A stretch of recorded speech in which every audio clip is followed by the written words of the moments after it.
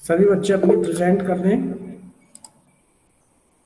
उसके बाद हम आज सिक्स का chapter growing up as boys and girls इसको शुरू करने जा रहे हैं।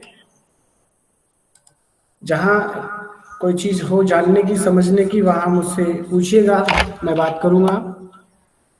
देखिए इसमें हम क्या क्या पढ़ने जा रहे हैं, इंडेक्स हमारी क्या क्या है। एक तो इसमें इंट्रोडक्शन है इसका, दूसरा बॉयज क्या है उसके बारे में, गर्ल्स क्या है उसके बारे में, उसके बाद में discrimination between boys and girls, दोनों के बीच में क्या क्या डिस्क्रिमिनेशन है, क्या क्या अंतर है उसको हम देखेंगे। किस प्रकार भेदभाव किया जा रहा है सोसाइटी में उसे देखेंगे। हमारी सोसाइटी में वुमेन्स का क्या योगदान है और किस तरह से हम डिस्क्रिमिनेशन को रोक सकते हैं, और लास्ट में एक छोटा सा वीडियो है। इंट्रोडक्शन में सबसे पहले, बीइंग अ बॉय और a girl is an important part of one's identity. हर एक व्यक्ति की अपनी एक पहचान के लिए, चाहे वो लड़का हो या एक लड़की हो, उसकी एक पहचान है और उसी से हम पहचानते हैं उसे। जैसे कि वरुण सिंह राजपूत, वरुण सिंह एक लड़का है, ये उसकी एक पहचान है। लेकिन जैसे तनिषा साहू या तनिष्का साहू या तनिषा नागवंशी, यह एक लड़की है, ये उसकी एक आइडेंटिटी है, एक पहचान है। हमारी सोसाइटी में ये चीज हम देखते हैं। The society we grow up in teaches us what kind of behaviour is acceptable for girls and boys. ज्यादातर हम क्या देखते हैं अपनी सोसाइटी में, आपने भी देखा होगा कि कुछ बिहेवियर लड़कों के लिए अच्छा नहीं माना जाता है, कुछ बिहेवियर लड़कियों के लिए अच्छा नहीं माना जाता है ना, कि ये लड़कों को करना चाहिए और ये लड़कों को नहीं करना चाहिए, या ये काम लड़कियों को करना चाहिए, ये काम लड़कियों को नहीं करना चाहिए। क्या आप बता सकते हैं मुझे ऐसे कौन से काम हैं, बता सकते हैं ऐसे जिनमें हम ऐसा समझते हैं, हमारी सोसाइटी में ऐसा चल रहा है जहां हम ये मानते हैं कि ये काम लड़कों को ही करने चाहिए। एक एग्जांपल जैसे जैसे मैं बता, हाँ बोलिए अनुकल। सर जैसे सर घर का सारा काम सर लड़कियां करती है और सर लड़के नहीं करते। हाँ तो ये बहुत अच्छा आपने बताया। हमारी ऐसी सोच में है सोसाइटी में कि जो घर का काम है, खाने पकाने का जो काम है, वो काम केवल लड़कियां ही कर सकती हैं या लड़कियों को ही करना चाहिए, लड़कों को ये काम नहीं करना चाहिए। ये अब आगे हम पढ़ रहे हैं बॉयज और गर्ल्स के अलग अलग, ये तो एक एग्जाम्पल था, आगे हम इसके बारे में और डिस्कस करेंगे। Now we are going to start the meaning of boys. What is the meaning of boys? A boy is a young male human, usually a child. एक जवान पुरुष का, बच्चे का जो रूप होता है उसे हम बॉय कहते हैं। When he becomes an adult, जब वो किशोर बन जाता है, जब वो बड़ा हो जाता है, he is described as a man, उसे एक पुरुष के रूप में वर्णन किया जाता है या उसे पुरुष के रूप में हमें बताया जाता है। Generally boys are seen as superior than girls. Mostly हमारी सामान्यतः ये सोच है हमारी सोसाइटी में कि गर्ल्स से ज्यादा सुपीरियर होते हैं boys. In the past man could go for work, could study, they used to sir discriminate girls. पहले के समय में क्या होता था, पुराने समय में, कुछ कुछ समय पहले की बात है ये, कि केवल पुरुष ही काम पर जाया करते थे, पुरुष ही केवल पढ़ाई किया करते थे। बाकी के जो घर के काम है या आसपास के पड़ोस के जो काम होते थे छोटे मोटे, वो गर्ल्स किया करती या महिलाएं किया करती थी। हाँ, कोई क्वेश्चन पूछा किसी बच्चे ने? सर सुपीरियर है ने। सुपीरियर, देखिए एक होता है सुपर, सुपर का मतलब जो सर्वश्रेष्ठ हो, और सुपीरियर देखो, एक तो होता है श्रेष्ठ, एक होता है सर्वश्रेष्ठ। सुपर जैसे मैं ऐसा, जैसे हम कहते हैं ना, जिस व्यक्ति के पास सामान्य व्यक्तियों से कुछ अलग बात हो, कुछ स्पेशल बात हो, उसे सुपर कहेंगे। और उस जैसी बात किसी और में नहीं हो, वो सुपीरियर होता है। जैसे बॉयज के बारे में कहा जाता है कि वो सुपीरियर हैं गर्ल्स से, यानी लड़कियों से वो हमेशा श्रेष्ठ समझे जाते हैं। समझ में आया सुपीरियर का मतलब? Yes sir. नेक्स्ट देखिए गर्ल्स। अब यस सर। girls क्या है, जैसे हमने बॉयज के बारे में पढ़ा, ठीक वही चीज है कि जो यंग फीमेल होती हैं, जो यंग फीमेल जो हैं उन्हें उनके जो बच्चे का जो रूप होता है उसे हम लड़की कहते हैं, गर्ल कहते हैं। When she becomes an adult, जब वो बड़ी बन जाती है या बड़ी हो जाती है, किशोर हो जाती है, तो फिर उसे एक महिला कहा जाता है। और मोस्टली गर्ल्स को बॉयज से कम समझा जाता है या कमतर समझा जाता है। पास्ट टाइम में वो स्कूल नहीं जा सकते थे, can not go for job, job नहीं कर सकते थे। They had to always be in their homes, उन्हें हमेशा घर में रहना होता था। When the girls become to the age of 15, they would have to marry. 15 साल की आयु होते ही उनकी शादियां हो जाया करती थी। अब दोनों के बीच में भेदभाव क्या है इसे समझिए। डिस्क्रिमिनेशन का मतलब यहाँ भेदभाव है। Discrimination based on gender is a common civil rights violation. ध्यान से सुनिए इस बात को। जो सामान्य नागरिक अधिकार है, जो व्यक्ति का जो अधिकार है, अगर आप लिंग के आधार पर, जेंडर के आधार पर अगर डिस्क्रिमिनेशन करते हैं तो आप कानून को तोड़ रहे हैं। आप डिस्क्रिमिनेशन नहीं कर सकते हैं। Discrimination on the basis of gender takes many form.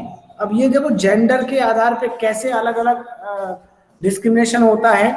Including and unequal pay for women who do the same jobs as man. कई बार हम क्या देखते हैं, एक ही प्रकार का काम है जो पुरुष कर रहे हैं और महिलाएं कर रही हैं, लेकिन महिलाओं को कम वेतन दिया जाता है या उन्हें पेमेंट कम दिया जाता है। कई बार हमने क्या देखा, women were killed in the past, महिलाओं को मार दिया जाता है। किस प्रकार मार दिया जाता है? जब शादी होती है, शादी के बाद में जब बच्चे होते हैं और पता चलता है कि लड़की हुई है तो उसे या तो गर्भ में मार दिया जाता है, इन्फेंट शिशु के रूप में मार दिया जाता है, या फिर उसे बाद में जब वो पैदा होता है, बड़ी होती है, उसके बाद उसे मार दिया जाता है। ये डिस्क्रिमिनेशन गर्ल्स के प्रति है। People never knew the actual power of a female. लोगों को एक महिला की जो वास्तविक ताकत है, जो शक्ति है, वो उससे परिचित नहीं है या वो जानते नहीं है। They always had a negative thinking about girls. वो लोग जो हमेशा गर्ल्स के बारे में नेगेटिव थिंकिंग रखते हैं, वो लोग कहाँ जानेंगे कि महिलाओं का पावर क्या है। हम आगे पढ़ेंगे इसी चैप्टर में। अब हम डिस्क्रिमिनेशन को कैसे प्रिवेंट कर सकते हैं, कैसे रोक सकते हैं।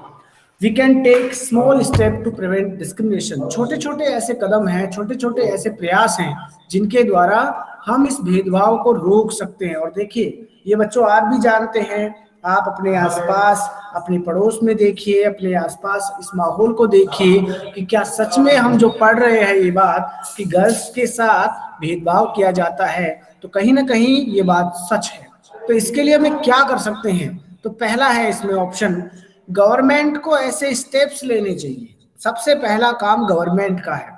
गवर्नमेंट को ऐसे स्टेप लेने चाहिए कि लड़के और लड़की में कोई भेदभाव ना हो। दूसरा, decreasing money in government school for girls. कई बार क्या होता है, आपको पता होगा कि जो गर्ल्स के लिए जो स्कूल होते हैं, गवर्नमेंट जो स्कूल होते हैं, उनमें लड़कियों के लिए अलग से कोई प्रोसीजर नहीं होता है। अगर हमें डिस्क्रिमिनेशन कम करना है तो हमें क्या करना चाहिए, जो गर्ल्स है या बॉयज है, दोनों के लिए समान फीस या समान प्रकार के प्रोसीजर, इक्वल प्रोसीजर हो, ताकि आपस में डिस्क्रिमिनेशन ना हो। नेक्स्ट पढ़िए, girls can even start refusing to give money to the bride groom. आपको पता होगा शायद, जब लड़कियों की जब शादी होती है और शादी में पिता जो होता है लड़की का, वो वर को गिफ्ट के रूप में बहुत सारी चीज़ें देते हैं, उसे दहेज के रूप में जाना जाता है। आपको शायद एक अच्छी बात मैं बता देता हूँ।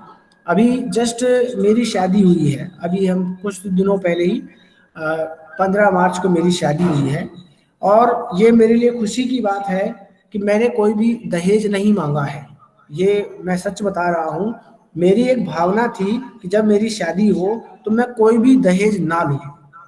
मैंने अपनी तरफ से कोई भी डिमांड नहीं की और ना उन्होंने मेरे ऊपर कोई दबाव डाला, बल्कि इस बात का कितना प्रभाव हुआ बच्चों, जब भी मैं हमारे ससुर से या सासू माँ से या ससुराल में जब भी मैं जाता हूँ तो इस बात का हमेशा जिक्र होता है कि जो दंडायत सर हैं उन्होंने अपनी शादी के लिए कोई डिमांड नहीं की, जबकि उनके पास गवर्नमेंट जॉब थी, वो रोजगार शुदा थे, वो चाहते तो कई लाखों रुपए ले सकते थे, लेकिन उन्होंने ऐसा नहीं किया। तो ये देखिए, समाज में आप भी, जब आप भी बड़े हो, जब आपकी भी शादी हो, तो आप भी ये चीज सोचिए कि जैसे आपकी बहन है, आप उसकी शादी करेंगे, तो शादी में अगर सामने जो व्यक्ति है वो आपसे दहेज की मांग करता है, आपसे कहता है कि मुझे तो कार दीजिए, मुझे तो 10 लाख दीजिए, मुझे 20 लाख रुपए दीजिए, मुझे ये वस्तु चाहिए, मुझे वो वस्तु चाहिए, तो कितना बुरा लगेगा आपको। ये जो डॉवरी है, ये जो दहेज प्रथा है, इसे दो ही लोग खत्म कर सकते हैं,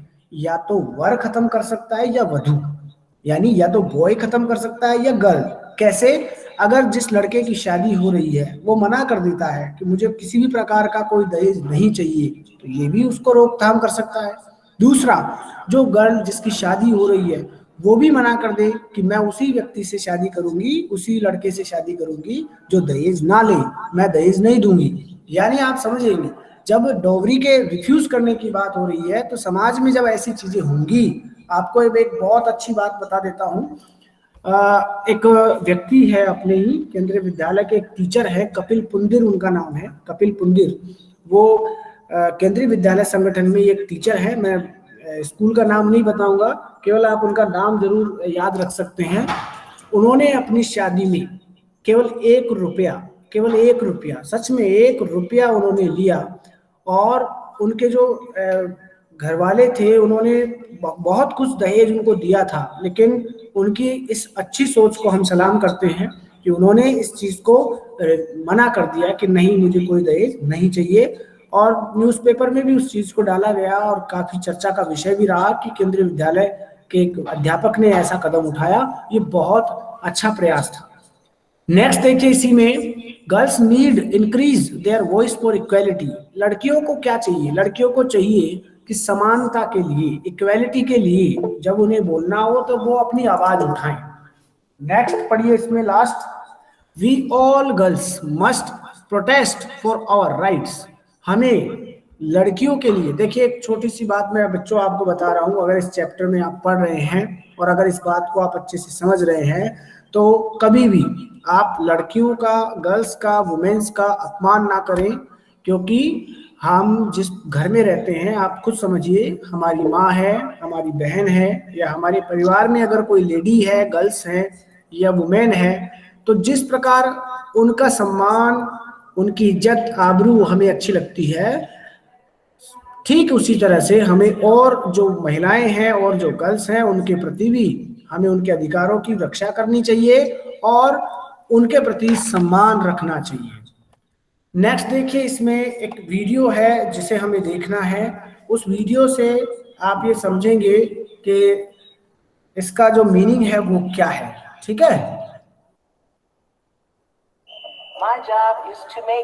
जो हम पढ़ रहे हैं बेटा, ये सिविक्स का चैप्टर है, growing up as a boy and a girl. हमारे समाज में, सोसाइटी में लड़कियां किस प्रकार रहती हैं, आगे किस प्रकार बढ़ती हैं, वो इसमें हम सीख रहे हैं।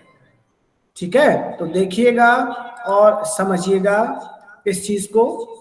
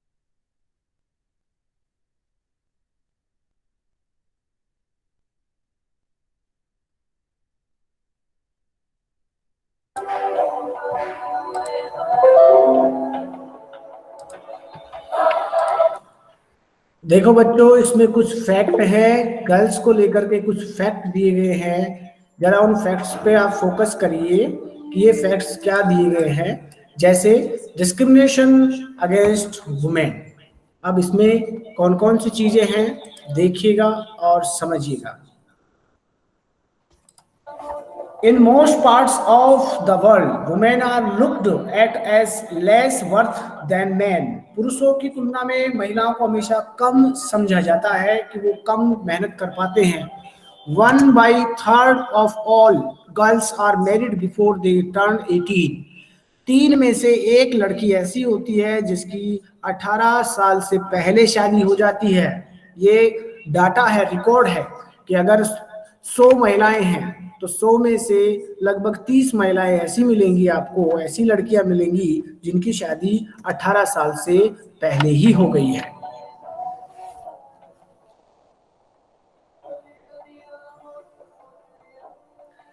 $65 million girls are out of school. 1 million का मतलब है 10 लाख। सोचिए 65 मिलियन कितने लाख, या मैं कहूं करोड़ में संख्या पहुंच रही है यहाँ। 1 मिलियन का मतलब 10 लाख है, यहाँ तो करोड़ों में संख्या है कि गर्ल्स स्कूल नहीं पहुंच पा रही हैं।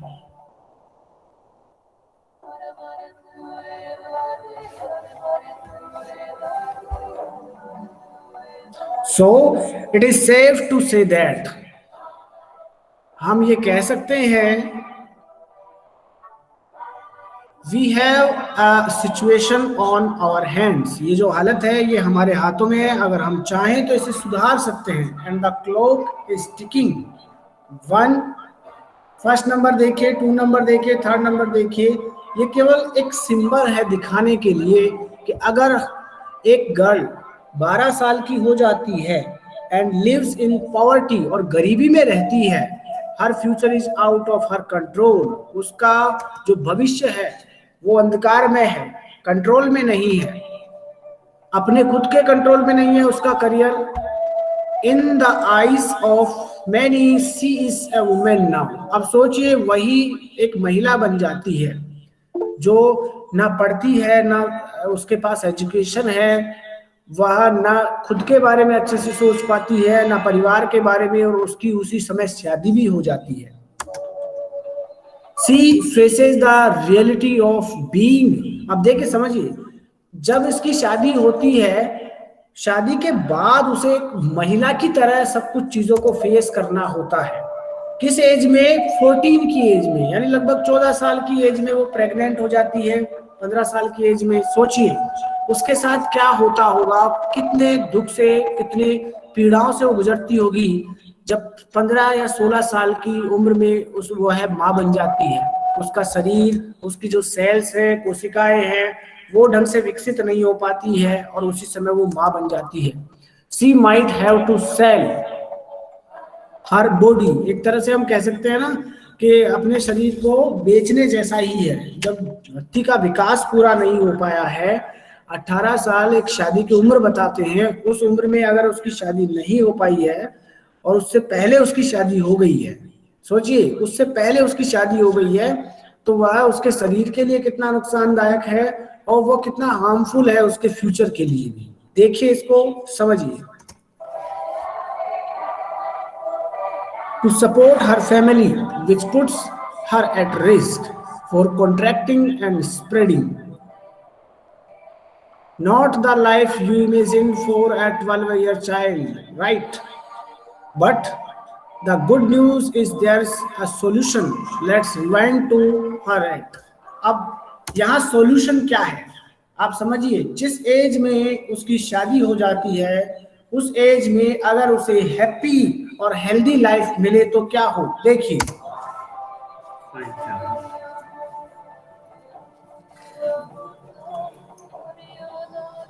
वह डॉक्टर के पास रेगुलरली जाती है, स्कूल में रुकती है, पढ़ाई करती है,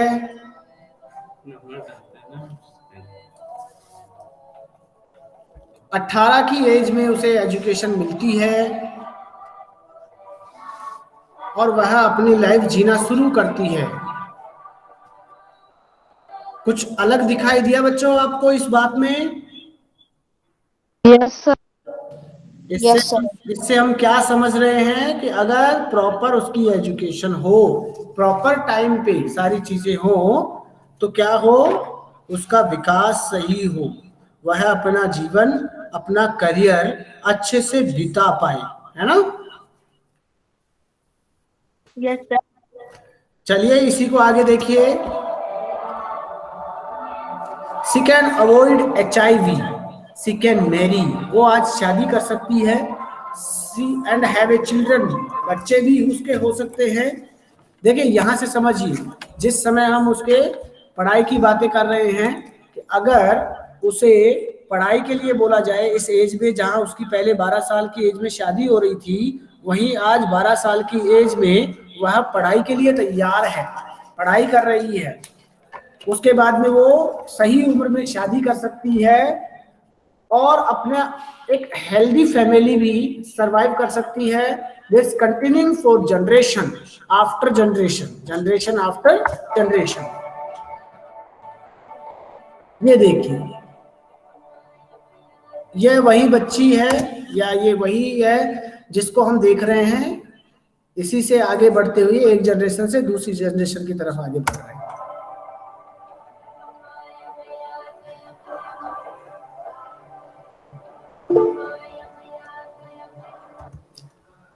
आपको ये यहाँ पता चल रहा होगा, एक डाटा दिया हुआ है। डाटा में क्या है, 50 मिलियन 12 ईयर यानी 12 year old girls in poverty. हमारे पूरे विश्व में, पूरे संसार में 12 साल की जो लड़कियां हैं लगभग 50 मिलियन, 1 मिलियन का मतलब 10 लाख होता है। उससे आप इसको मल्टीप्लाई करिएगा, करोड़ों में संख्या आएगी। करोड़ों ऐसी लड़कियां हैं जो गरीबी में जी रही हैं।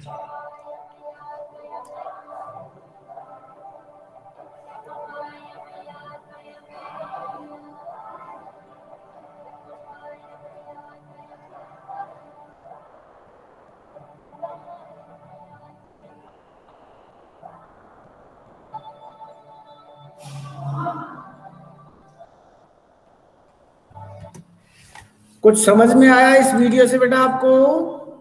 Yes sir. चलिए इसी बात को थोड़ा सा और बेहतर तरीके से हम समझते हैं। शायद आप समझें कि आज की सोसाइटी को हम कहाँ लेके जा रहे हैं, कहाँ जाएंगे पता नहीं। हम अगर नहीं समझे तो फिर कोई नहीं समझ पाएगा, क्योंकि हम विद्यार्थी हैं और कल का जो समाज है, कल की जो सोसाइटी है बेटा आपसे बनेगी। आप जब बड़े बनोगे, आप एक परिवार का निर्माण करोगे और आप जैसे अपने बच्चों को, जो आप सीखोगे वही अपने बच्चों को सिखाओगे। ठीक है, देखिए जरा इसको।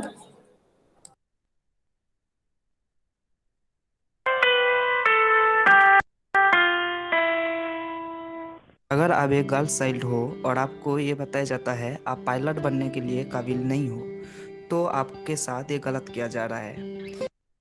हाँ, आज हम लोग इस चैप्टर में जानेंगे growing up boys and girls के बारे में। इस चैप्टर को हम लोग स्टार्ट करेंगे एक छोटा सा स्टोरी से। 1960 के टाइम मध्य प्रदेश में बॉयज़ एंड गर्ल्स के लिए कोई स्कूल सिस्टम नहीं था। मतलब बॉयज़ एंड गर्ल्स एक साथ नहीं पढ़ते थे। बॉयज़ लोगों का जो प्लेग्राउंड था वो स्कूल के बाहर था, अदर हैंड गर्ल्स लोगों का प्लेग्राउंड स्कूल के अंदर ही था। बॉयज़ एंड गर्ल्स को एक साथ अलाउड नहीं किया जाता था। आपको क्या लगता है, क्या ये सही था? नहीं था ना। तो हम लोग इस चैप्टर में आज बॉयज़ एंड गर्ल्स के बारे में बात करेंगे। जनरली हम लोगों को सबसे पहले ये समझना ज़रूरी है what is gender. Biological differentiation के ऊपर डिपेंड करके जब पॉपुलेशन को डिफरेंट पार्ट में डिवाइड किया जाता है तब उसको हम लोग जेंडर के नाम पर जानते हैं। सोसाइटी में बॉयज़ एंड गर्ल्स का जैसे ग्रो अप होता है, बहुत अर्ली एज से उन लोगों को डिफरेंट मैटर के ऊपर डिपेंड करके डिफरेंशिएशन क्रिएट किया जाता है। ये डिफरेंशिएशन प्ले ग्राउंड के ऊपर हो सकता है, प्ले मटेरियल के ऊपर हो सकता है, या वर्किंग सिस्टम के ऊपर हो सकता है। आपको यहाँ पर एक छोटा सा लिस्ट दिया हूँ, जिस लिस्ट देख के आप इजीली डिटरमिन कर सकते हो बॉयज़ एंड गर्ल्स को कैसे डिस्क्रिमिनेट किया जाता है। जैसे बॉयज़ लोगों का जो गेम होता है वो अलग टाइप का होता है, football, cricket, basketball etcetera. On the another hand जो गर्ल्स लोगों का गेम होता है वो जनरली इंडोर्स गेम होता है, कुछ कुछ आउटडोर्स गेम भी होता है। बॉयज़ लोगों के लिए जो टॉयज प्रोवाइड किया जाता है, खेलने के लिए जो मटेरियल होता है वो car, gun, toy train etcetera. लेकिन गर्ल्स लोगों के लिए किचन सेट्स, या डॉल्स हाउस एक्सेट्रा। मतलब सोसाइटी में बॉयज़ एंड गर्ल्स के बीच में एक अलग टाइप का भेदभाव कंडीशन हम लोग बहुत दिन से क्रिएट कर रहे हैं और ये सिस्टम आज तक चल रहा है, जो सोसाइटी के लिए बिल्कुल अच्छा नहीं है। ड्रेस के ऊपर देखेंगे, ऑब्वियसली आपको पता होगा बॉयज़ लोगों का जो ड्रेस होता है और गर्ल्स लोगों का जो ड्रेस होता है वो डिफरेंशिएशन होता है। ऐसे ही अगर आप एक गर्ल्स चाइल्ड हो तो आपको ऑब्वियसली बर्थडे में गिफ्ट क्या मिलता है? ज़्यादातर डॉल मिल सकता है या किचन टूल्स मिल सकता है। लेकिन वहाँ पर एक बॉयज़ को बर्थडे गिफ्ट में आपको पेरेंट्स लोग क्या गिफ्ट देते हैं? उसको कार गिफ्ट देते हैं, नहीं तो टॉय ट्रेन गिफ्ट देते हैं, नहीं तो एरोप्लेन गिफ्ट करते हैं। मतलब एक डिफरेंशिएशन क्रिएट किया जा रहा है बॉयज़ एंड गर्ल्स के बीच में। ऐसे ही हम लोग का सोसाइटी को और थोड़ा सा जूम करके देखेंगे तो हम लोगों को देखने के लिए मिलेगा मैन एंड वुमेन जो वर्क करते हैं, सोसाइटी के लिए जो काम करते हैं, उस काम में भी डिफरेंशिएशन देखने के लिए मिलता है। मतलब नॉट इक्वलिटी प्रोवाइड नहीं किया जाता है। जो हाउस होल्ड वर्क होता है, हाउस होल्ड वर्क मतलब होता है जैसे फ्लोर को क्लीन करना, कपड़ा साफ करना, किचन रूम में खाना पकाना, ये सब काम जनरली हम लोगों सोसाइटी में वुमेन ग्रुप ऑफ पीपल करते हैं। और हम लोगों को ये सब काम देख के ये लगता है ये generally not physical demanding work है, मतलब इसके लिए ज़्यादा एनर्जी इन्वेस्ट करना नहीं पड़ता है। ऑन द अनदर हैंड ये सब वर्क के लिए वुमेन ग्रुप ऑफ पीपल को किसी भी टाइप का पेमेंट प्रोवाइड नहीं किया जाता है। लेकिन रियलिटी में अलग बात है। अगर आप कभी भी फ्लोर को साफ करके देखना, कभी भी कपड़ा को साफ करके देखना, कभी खाना पका के देखना, ये सब जितने भी टाइप का हाउस होल्ड वर्क होता है, ये सभी टाइप का वर्क फिजिकल डिमांडिंग होता है। सोसाइटी में वर्क का जो वैल्यू होता है उसको हम लोग जनरली पेमेंट के थ्रू या पैसा के थ्रू डिटरमिन करते हैं। हाउस होल्ड जो वर्क होता है, हाउस होल्ड वर्क के लिए वुमेन ग्रुप ऑफ पीपल को किसी भी टाइप का पेमेंट नहीं मिलता है। इसलिए हम लोग जो डोमेस्टिक वर्क होता है या हाउस होल्ड वर्क होता है उसको डिवैल्यूज करते हैं, उसका वैल्यू प्रोवाइड नहीं करते हैं। जो जनरली मेल जेंडर होते हैं उन लोग बाहर जाके काम करते हैं और बाहर काम करने के लिए उन लोगों को पेमेंट भी मिलता है। पेमेंट मिलने के लिए उन लोगों का वर्क को सोशल वैल्यू प्रोवाइड किया जाता है। मतलब वुमेन वर्कर को सोशल वैल्यू प्रोवाइड नहीं किया जाता है क्योंकि उन लोगों को पेमेंट नहीं मिलता है, और वर्क ऑफ मेल जेंडर का सोशल वैल्यू प्रोवाइड किया जाता है क्योंकि मेल जेंडर को पेमेंट मिलता है। हम लोग ये देखें सोसाइटी में जो बॉयज़ होते हैं, गर्ल्स होते हैं, male gender and female gender होते हैं, उसमें एक डिस्क्रिमिनेशन कंडीशन, एक भेदभाव कंडीशन ओरिजिन होता है। तो हम लोगों को ये देखना है सोसाइटी में इक्वलिटी को मेंटेन करने के लिए बॉयज़ एंड गर्ल्स के बीच में डिस्क्रिमिनेशन कंडीशन या भेदभाव कंडीशन को रिड्यूस करने के लिए, काम करने के लिए गवर्नमेंट क्या स्टेप लिया है। इस भेदभाव कंडीशन या डिस्क्रिमिनेशन कंडीशन को रिड्यूस करने के लिए गवर्नमेंट राइट टू इक्वलिटी लाया है, जिसके थ्रू ये बताया गया है किसी भी टाइप का मेल एंड फीमेल जेंडर को आप अलग अलग तरीके से देख नहीं सकते हो। सोसाइटी के लिए मेल एंड फीमेल जेंडर सब इक्वल है। नेक्स्ट थिंग्स, विलेज एरिया में या रूरल एरिया में आंगनवाड़ी को इस्टेब्लिश किया गया है जहाँ पर चाइल्ड को अच्छे तरीके से केयर किया जा सके। ऐसे ही जिस रीजन में 30 से ज़्यादा वुमेन काम करते हैं उस ऑर्गेनाइजेशन में क्रैच प्रोवाइड किया जाता है, जो क्रैच उन लोगों का चाइल्ड को अच्छे तरीके से देखभाल कर सके।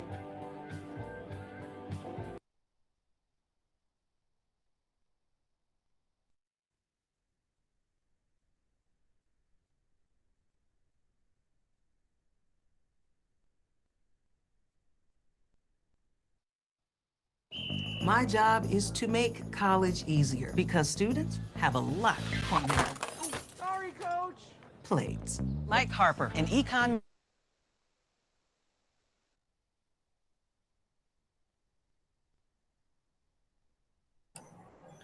तो बच्चों, जैसा आपने देखा इस चैप्टर में हमने एक लड़के और एक लड़की के प्रति सामाजिक सोच, हमारी जो सोशल थिंकिंग है वो किस प्रकार की है वो हमने इसमें देखा। अब जैसा कि अभी आपने वीडियो में देखा था कि इसको रिड्यूस करने के लिए गवर्नमेंट ने क्या प्लान किए हैं, तो सबसे बड़ा प्लान आपने खुद भी अपने आसपास देखते होंगे कि बच्चों को प्रॉपर फूड मिले, स्टोमच फुल, पेट भर के खाना मिले और साथ में एजुकेशन भी मिले।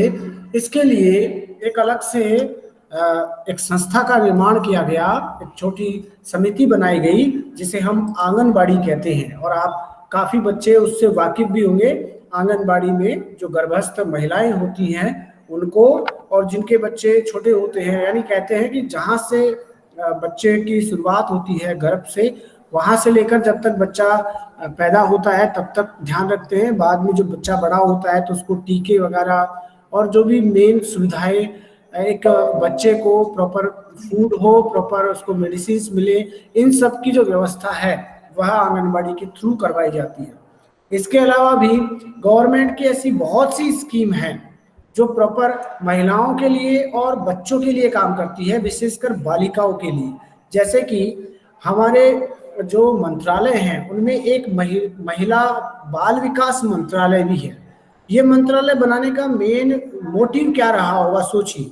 जब ये मिनिस्ट्री बनी होगी तो इसकी वजह क्या रही होगी कि इसके लिए अलग से प्रोसीजर किया गया कि हमें एक अलग से मिनिस्ट्री बनानी है। तो उसकी वजह सबसे बड़ी ये मानी जाती है क्योंकि हमारी सोसाइटी में आज भी हम डिस्क्रिमिनेशन देखते हैं गर्ल्स और बॉयज में। तो इस डिस्क्रिमिनेशन को कम कैसे किया जाए, तो सरकार का एक योगदान होना चाहिए। तो वो कैसे होगा, तो पॉलिसीज के थ्रू होगा, एक्ट के थ्रू होगा, लॉज के थ्रू होगा। बाकी कॉमन सिटीजन जैसे हम लोग हैं, तो हम लोगों को क्या करना चाहिए, हम लोगों को गर्ल्स के प्रति सम्मान रखना चाहिए और उनके अधिकारों की हमें रक्षा करनी चाहिए। ऐसा नहीं होना चाहिए कि कोई उनका अधिकार है जिसको हम कैप्चर करें, ऐसा नहीं होना चाहिए। तो आशा है, उम्मीद है मुझे कि ये चैप्टर आप सभी को समझ में आया है। आज आपको क्या करना है, ऐसे एक टेबल बनानी है, नोट करिए, मेक अ टेबल। एक टेबल बनाइए और उसमें आप डिस्क्राइब करिए कि कौन कौन से काम हैं जो लड़कियां करती हैं और कौन कौन से काम है जो बॉयज करते हैं।